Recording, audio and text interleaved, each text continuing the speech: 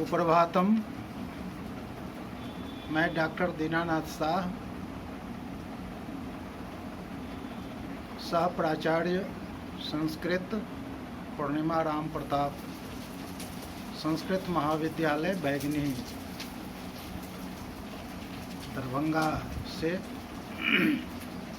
प्रिय छात्रों, पिछले दिनों शास्त्री तृतीय खंड निजवाड़ प्रथम पत्र में संस्कृत वाङ्मय के इतिहास के अंतर्गत वैदिक वाङ्मय शीर्षकांतर्गत आपको वेद परिचय और वेद काल से अवगत कराया था। आज इसी क्रम में आगे चतुर्वेद संहिता के अंतर्गत प्रथम ऋग्वेद से परिचय कराऊंगा। छात्रों, भारतीय संस्कृति के इतिहास में वेदों का सर्वाधिक गौरवपूर्ण स्थान है। भारतीय धर्म, संस्कृति और सभ्यता का विशाल प्रसाद वेद की दृढ़ आधारशिला पर ही प्रतिष्ठित है। वेद शब्द का प्रयोग मंत्र के लिए भी प्रयुक्त होता है। मंत्रों के समूह का नाम संहिता है। मंत्र संहिताएं 4 है। चत्वारो वै वेदा ऋग यजु साम अथर्वा इति, अर्थात ऋग संहिता, यजु संहिता, साम संहिता तथा अथर्व संहिता। वेद चतुष्टय में ऋग्वेद का सर्वप्रमुख स्थान है। यह अपनी दिव्य संगीतमय अद्भुत ऋचाओं के कारण विश्व साहित्य की अमूल्य निधि बना हुआ है। पाश्चात्य एवं भारतीय ऋग्वेद को भाषा और भावों की दृष्टि से अन्य वेदों से प्राचीनतम मानते हैं। भारतीय परंपरा के अनुसार वेदव्यास ने व्याकरण ऋचाओं का संग्रह करके 4 संहिताओं का निर्माण किया है तथा इन संहिताओं को भी एक विशेष आधार पर विभाजित किया है। ऋग्वेद संहिता का विभाजन 2 प्रकार से किया गया है, अष्टक्रम तथा मंडल क्रम। अष्टक्रम समग्र ऋग्वेद ग्रंथ 8 अष्टकों में विभक्त किया गया है। प्रत्येक अष्टक में 8 अध्याय हैं। इस प्रकार पूरा ऋग्वेद 64 अध्यायों का ग्रंथ है। प्रत्येक अध्याय के अवान्तर विभागों का नाम वर्ग है तथा वर्ग ऋचाओं का समूह है, परंतु वर्गों के ऋचाओं की संख्या निश्चित सी नहीं है। औसत दर्जे से 5 मंत्रों का एक वर्ग होता है, परंतु एक मंत्र से लेकर 9 मंत्रों तक के भी वर्ग मिलते हैं। इस विषमता का पता नहीं चलता।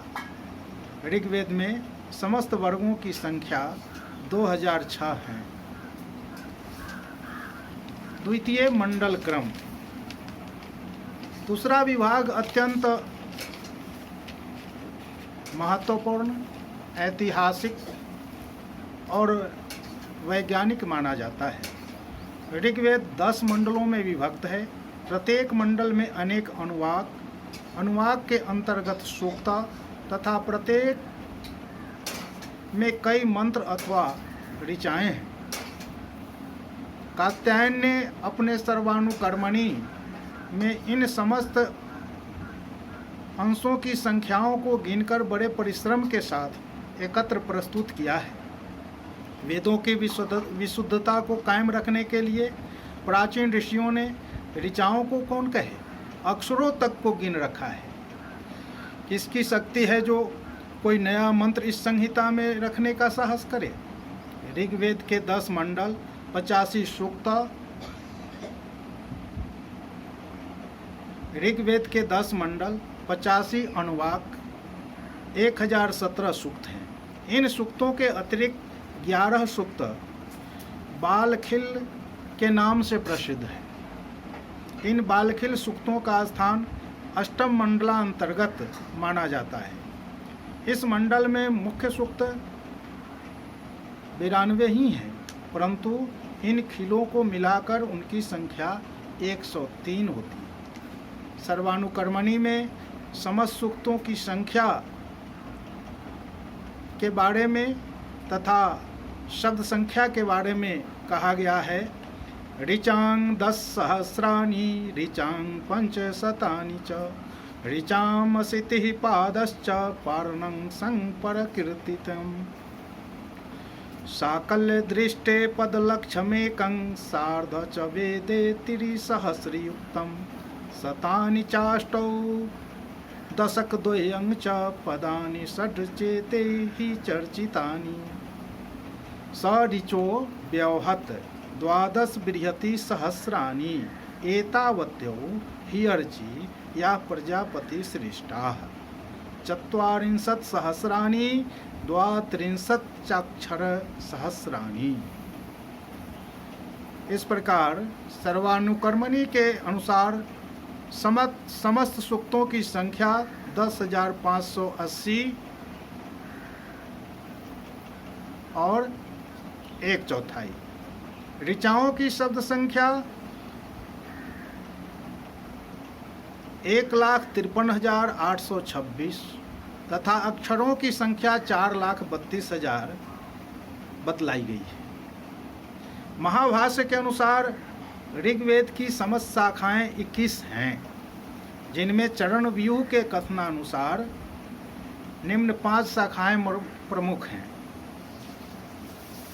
प्रथम शाकल, द्वितीय वास्कल, तृतीय आश्वलायन, चतुर्थ सांख्यायन तथा पंचम मांडुकायन। ऋग्वेद की आजकल प्रचलित संहिता शाकल शाखा की है, अन्य शाखाएं संप्रति उपलब्ध नहीं हैं। ऋग्वेद का विवेचन 2 प्रकार से किया जा सकता है, साहित्यिक दृष्टि तथा ऐतिहासिक दृष्टि। प्रथम साहित्यिक दृष्टि से विषय विवेचन। ऋग्वेद कवित्वमय स्तुति समूह के रूप में धार्मिक स्तोत्रों की एक अत्यंत विशाल राशि है, जिसमें विविध देवताओं के लिए ऋषियों ने भावाभिव्यंजक शब्दों में स्तुतियाँ की हैं। इसमें अग्नि, इंद्र एवं वरुण विषयक प्रार्थनाएं अधिक हैं। देवियों में उषा का स्थान अग्रगण्य है।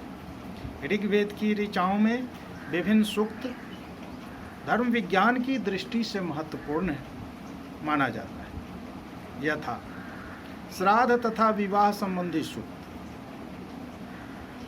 ऋग्वेद में श्राद्ध विषयक एवं विवाह संबंधी सूक्त समाहित किया गया है, जैसा कि सूर्या के पानी ग्रहण के लिए देवों का रथ पर चढ़कर दौड़ का सुंदर चित्रण। इह प्रियं प्रजया ते समृद्ध्याम अस्मिन् गृहे गाढ़पत्याय जागृहि एतापत्या तन्वं सृजस्वाधः जिब्रिः विदथमा वदामः। ऋग्वेद में द्वित क्रीड़ा की भी चर्चा है, जुआदि की चर्चा है, और द्वित क्रीड़ा सूक्त के अंतर्गत सूक्त के अंत में उपदेश दिया गया है जो द्रष्टव्य है। अक्षर मया दिव्य कृषिम इत कृषस्व, अर्थात जुआ मत खेलो, खेती करो।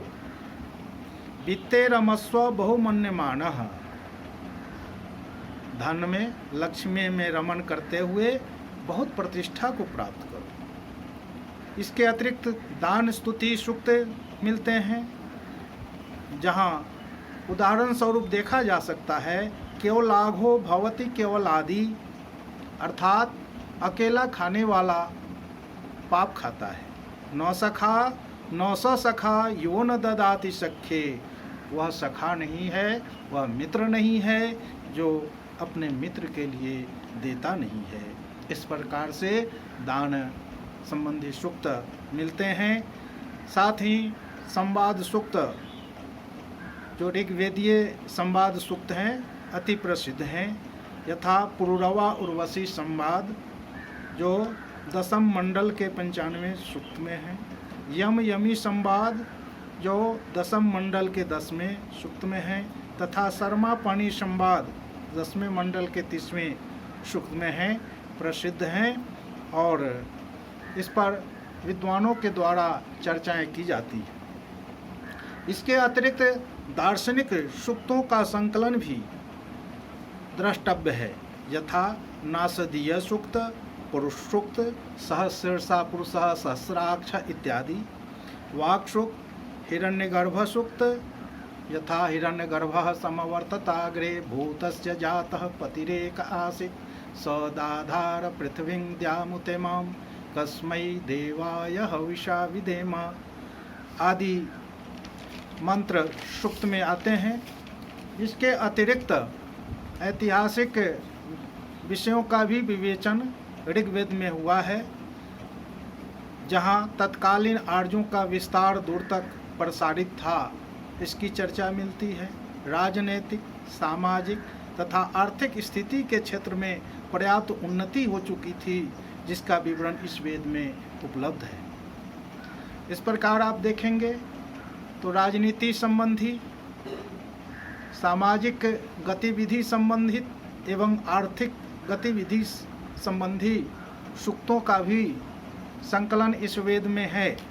इस प्रकार हम कह सकते हैं कि ऋग्वेद संपूर्ण वैदिक साहित्यों में, ग्रंथों में सभी दृष्टियों से अपना प्राधान्य स्थापित किए हुए है। इसलिए यह वेद हम लोगों को अवश्य अध्ययन करना चाहिए, स्वाध्याय करना चाहिए। आज के कक्षा में मैंने ऋग्वेद का एक सामान्य परिचय दिया। अगली कक्षाओं में आपको यजुर्वेद, सामवेद एवं अथर्ववेद का सामान्य परिचय क्रमशः दूंगा। आज इतना ही, धन्यवाद।